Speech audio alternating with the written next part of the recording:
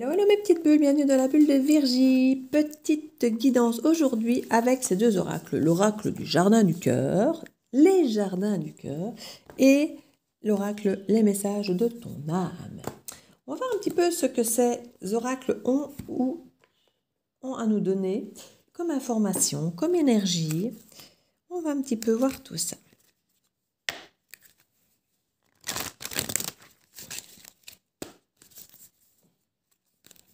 J'espère que vous allez bien, que vous avez la pêche, que tout se passe bien pour vous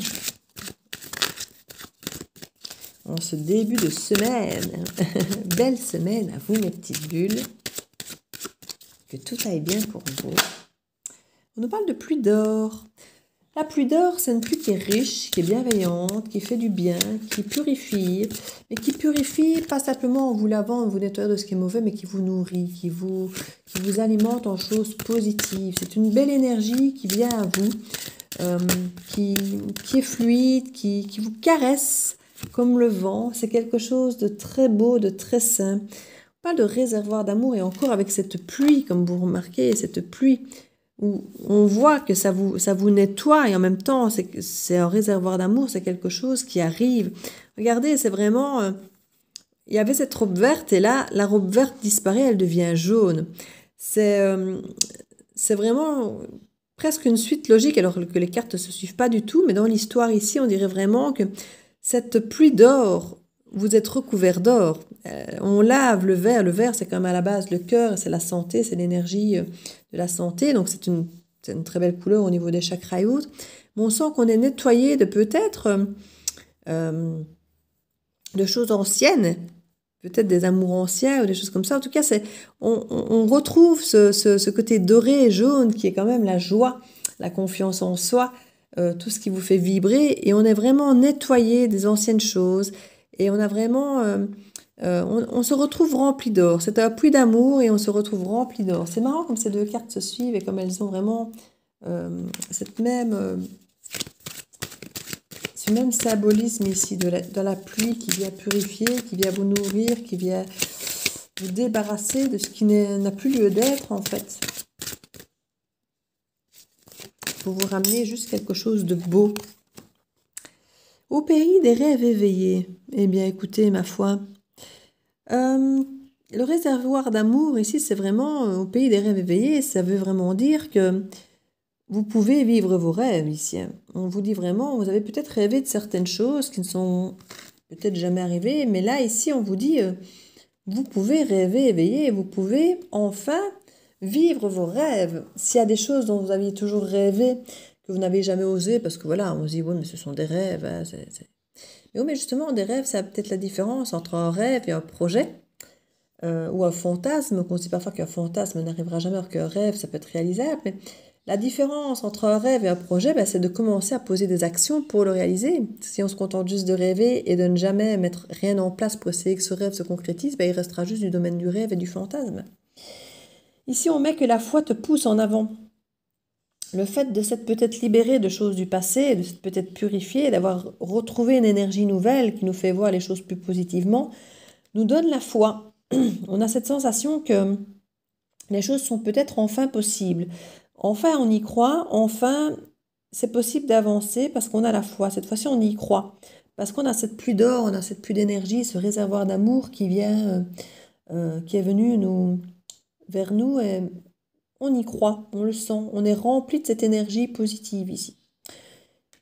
Un voyage, ça peut être un voyage spirituel, mais ici j'ai vraiment l'impression que c'est plus un voyage, parce qu'on nous parle quand même de mouvement, la foi qui nous pousse en avant. Ça peut être un voyage spirituel, oui, émotionnel, spirituel de l'âme, mais ça peut être un vrai voyage spirituel qui nous fait vous déplacer géographiquement aussi, et qui peut faire partie d'ailleurs d'un rêve. Vous avez peut-être toujours rêvé d'aller... je sais pas moi, dans des forêts, ou d'aller escalader, d'aller faire une randonnée dans la nature. Vous avez peut-être toujours rêvé de rencontrer tel ou tel animal en vrai. Il y a plein de choses comme ça qui peuvent effectivement vous dire, voilà, j'ai envie de réaliser ce rêve, j'ai envie de faire ce voyage, parce que j'ai toujours rêvé de rencontrer, je ne sais pas moi, d'aller au Machu Picchu, ou de rencontrer, d'aller nager avec les dauphins, ou de rencontrer tel ou tel type de culture. Ici, il y a vraiment quelque chose, il y a cette foi que c'est le bon moment, que c'est la bonne chose, que c'est la bonne situation, que c'est ce qui vous nourrit, que c'est ce qui vous convient. Et que c'est peut-être le moment de réaliser ce rêve, ce voyage, qui va vous permettre de faire de belles rencontres, de belles découvertes, de vous éloigner de vos habitudes, de vous éloigner de ce que vous faites d'habitude, mais vous vous êtes débarrassé de votre vieille robe, de votre vieille peau, si j'ai envie de dire. Hein. Et ce réservoir d'amour, c'est un réservoir que vous avez en vous. C'est de l'amour pour vous-même aussi, hein, et une confiance en vous pour vous permettre effectivement d'avoir cette foi qui vous pousse en avant et qui vous permet peut-être justement d'aller faire ce voyage en confiance en vous. Crise existentielle, oui, il y avait peut-être de ça. Qu'est-ce que je fais là? Qu'est-ce que je vais faire? J'avais plein de rêves, j'ai rien réalisé. J'étais là, j'ai l'impression d'avoir rien fait de ma vie, en tout cas rien de ce que j'avais vraiment envie de faire. Et là, il y a cette nouvelle énergie qui vous donne cette foi de se dire, voilà, maintenant je vais le faire. Maintenant je vais le faire, je vais réaliser mes rêves. Il y a vraiment, comme si on arrivait à un âge charnière, ou un moment charnière, on se dit, voilà, c'est maintenant ou c'est jamais, quoi. Il faut que je le fasse maintenant. On a une mère qui pleure ici. On peut avoir parfois des choses tristes, des choses dures qui nous permettent d'avancer, qui peuvent être des déclencheurs dans la vie. Il peut y avoir eu des pertes d'enfants, alors des pertes d'enfants, que ce soit de façon propre comme au sens figuré, hein, ça peut être des disputes, ça peut être des décès, mais il y a ce nettoyage ici. Alors je ne dis pas qu'on est plus triste de la perte de cet enfant, mais on avait peut-être perdu notre enfant intérieur aussi, parce qu'on a quand même les enfants ici, là on parle de mère.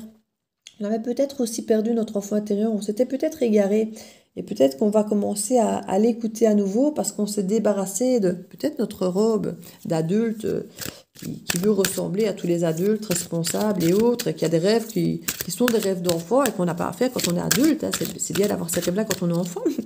Et ici, peut-être que cette mère qui pleure, c'est peut-être d'avoir perdu cet enfant intérieur, de ne plus l'avoir écouté.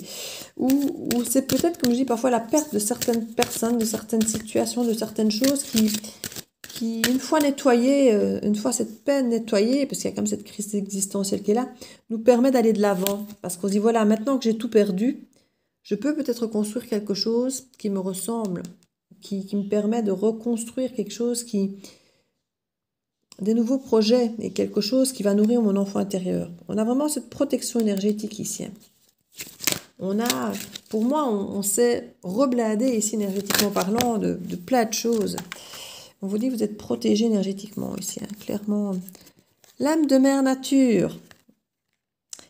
On pouvait avoir effectivement cette sensation d'être une mère en pleurs ici, d'avoir perdu plein de choses, de ne peut-être pas avoir écouté son enfant intérieur, de ne pas avoir fait ce qu'on aurait voulu faire, d'avoir l'impression d'être à côté de la plaque, d'être dans cette crise existentielle, de se dire, voilà, j'ai rien fait de ma vie comme je voulais, j'avais des grands projets, j'ai rien réalisé, peut-être que je me suis mariée, que j'ai mis plein de projets entre parenthèses, puis là maintenant je suis divorcée, et j'ai plus rien, j'ai plus l'amour, j'ai pas non plus mis mes rêves en place. Et là, il y a pour moi ce voyage ressourçant qui vous ramène à la nature, qui vous ramène à Mère Nature, qui vous ramène à votre essence, qui vous ramène à cette écoute de votre enfant intérieur et de se dire, mais finalement mes rêves sont encore réalisables, c'est pas perdu. J'ai encore cette énergie de le faire, j'ai encore cette foi d'y arriver, cette volonté d'aller de l'avant, c'est très beau, c'est un très beau tirage.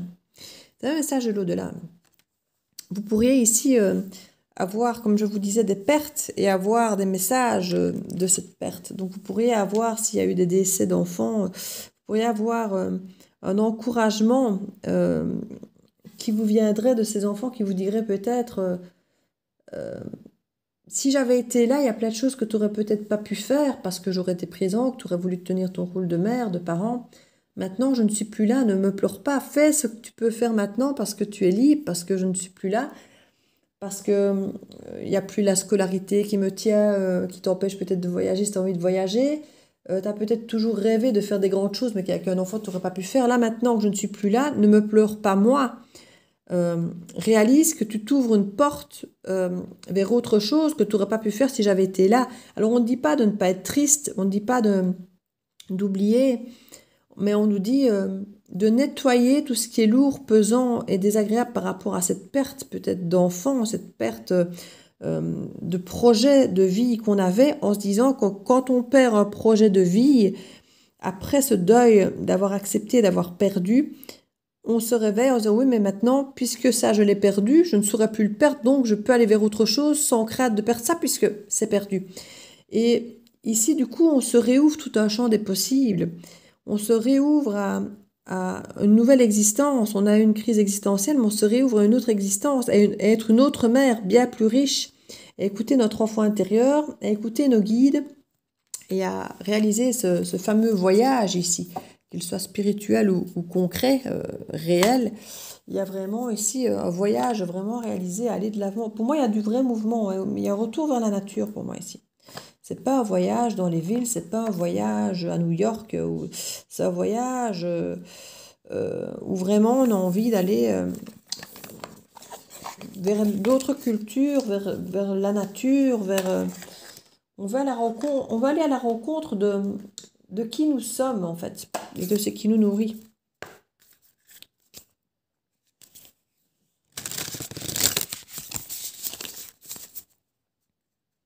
On va voir les petits conseils qu'on peut nous donner ici. Message de ton âme. Se séparer. Oui, il y a déchirement. C'est une séparation qui crée cette crise existentielle et on doit, comme je dis, se nettoyer, se purifier pour se rendre compte, pas que ce n'est pas tragique ou que ce n'est pas triste, mais qu'il y a autre chose après. Il y a, une fois qu'on a fait le deuil, il y a vraiment quelque chose de riche et de beau après. Et si on parle de se séparer, de lâcher prise, de laisser aller, et défais-toi de cette personne, de cette situation qui te tire vers le bas.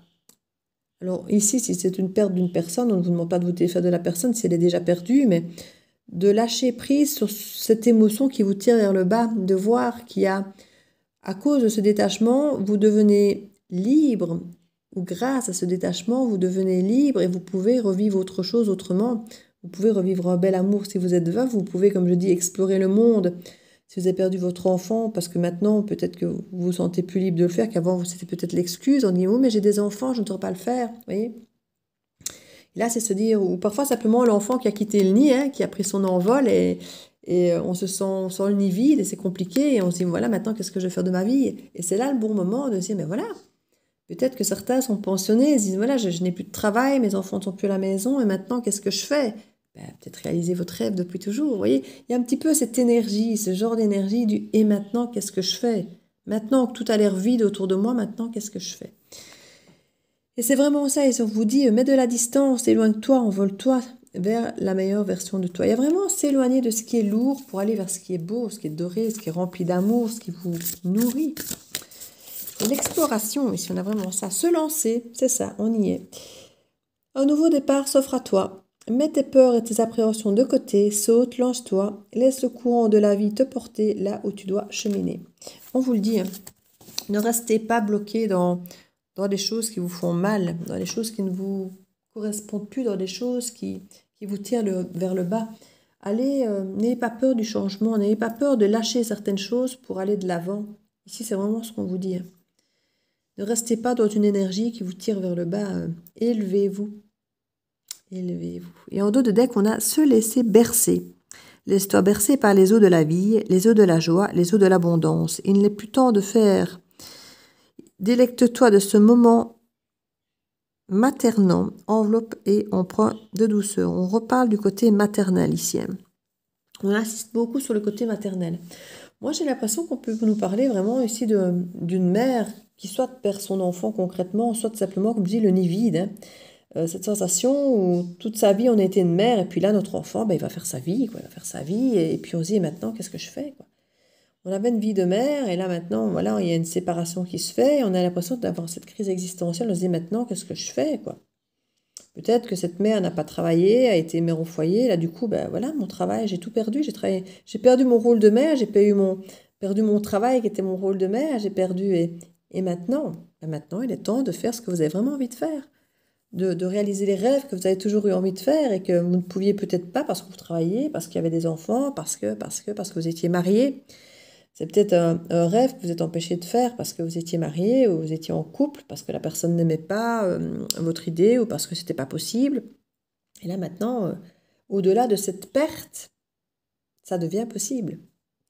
Donc voilà, n'ayez pas peur, allez, réalisez-vous, réalisez-vous. C'est vraiment ce qu'on nous dit ici. Donc voilà, notre petite guidance du jour. Une petite carte peut-être conseil. Je regarde ce que je vais mettre là-dessus. Ben, les anges, tiens. Petite carte des anges pour nous porter conseil. Qu'est-ce que les anges vont nous dire pour nous conseiller dans cette guidance? C'est de là. L'harmonie, ça fait plusieurs fois qu'elle sort cette carte. Le chaos se manifeste lorsque nous essayons de résister au flux naturel de la vie. Tout fonctionne par cycle. Chaque étape de la vie a un sens et une raison d'être. Chaque jour peut se dérouler dans l'harmonie si tel est ton désir. On nous dit vraiment, si vous restez focus sur ce qui vous blesse, sur ce qui vous tire vers le bas, vous ne serez pas heureux, vous ne serez pas en harmonie. Par contre, si vous avez la possibilité de lâcher ça, de vous lancer, eh bien vous allez voir que c'est hyper constructif en fait. Protection, tu es en sécurité, n'aie pas peur, nous sommes toujours à tes côtés avec nos ailes invisibles de lumière pour te protéger. Lancez-vous, n'ayez pas peur, vous êtes protégé, vous irez vers quelque chose de bon pour vous. Et en dos de deck, nous avons l'anxiété. À mon avis, il y a beaucoup de gens qui ont peur du changement, qui ont peur peut-être de perdre d'autres choses, parce que quand on perd une chose, on dit toujours si le reste s'effondre, et du coup, on a peur de lâcher le peu qui nous reste, de peur de tout perdre, en fait, alors que parfois, c'est justement ce qui nous empêche d'avancer, ce sont ces dernières petites choses qui nous lient au passé, en fait. Nous t'entourons de la lumière de guérison, de l'améthyste. Prendre une profonde respiration, et respiration, cette magnifique lumière violette. Sens ton anxiété s'envoler, tu n'as rien à craindre, il n'y a que de l'amour. Voilà. Je vous remercie tous de votre présence au quotidien sur la chaîne. Je vous remercie pour vos pouces bleus, pour vos abonnements. N'oubliez pas de le faire si ce n'est pas encore fait. En tout cas, je vous fais plein de bisous. Je vous remercie de vos commentaires, de votre présence, de votre bienveillance. Je vous embrasse plein de fois. Et je vous dis à très bientôt dans la bulle de Virgie. Ciao, ciao!